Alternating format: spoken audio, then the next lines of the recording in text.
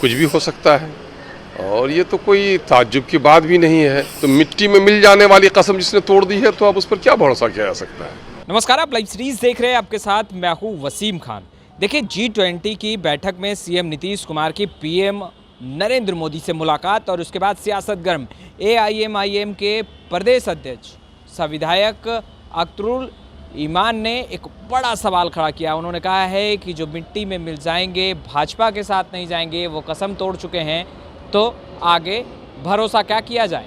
सबसे पहले आप अख्तरुल ईमान को सुनिए क्या कुछ कह रहे हैं। हाँ, लोग तो कहते हैं कि मुलाकात बड़ा मानाखेज है, कुछ भी हो सकता है और ये तो कोई ताज्जुब की बात भी नहीं है।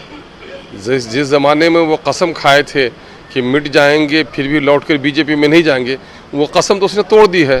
तो मिट्टी में मिल जाने वाली कसम जिसने तोड़ दी है, तो अब उस पर क्या भरोसा किया जा सकता है। तो आने वाले समय में कुछ सियासी समीकरण बिल्कुल आज भी देखिए, अगर सच्चाई को ज़रा खंगाल के देखिए तो नीतीश जी को मोदी जी से बैर है, बीजेपी से नहीं, है ना। ये तो इनके वर्चस्व की लड़ाई का मसला है मोदी जी से। इनका समझिए कि व्यक्तिगत क्लैश है, वरना इनके नज़रियात, इनके काम करने के तौर तरीके, इनका जो अंदाज है वो बीजेपी से बिल्कुल अलग नहीं है। आपको लगता है कुछ विधायक बिहार के ये भी कह रहे हैं कि नीतीश कुमार के पांव अब डगमगा रहे हैं फिर से? अरे तो डगमगाए कब नहीं, हमेशा डगमगाते रहे हैं।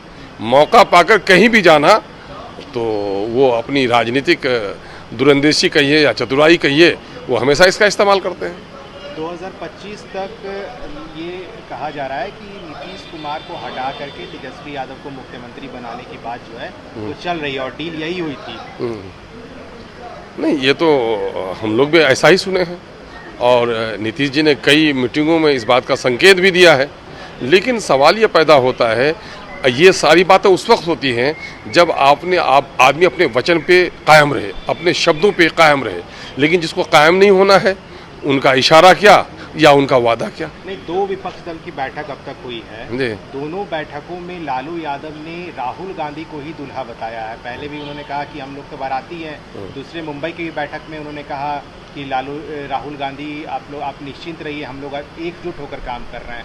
तो राहुल गांधी को इंडिकेट करना ये कैसे समझ? भाई, मैं कह रहा हूँ कि बीजेपी के मुकाबले में राष्ट्रीय स्तर पर जो राहुल जी का कद है, यकीनन किसी दूसरे का कद उतना बड़ा है नहीं।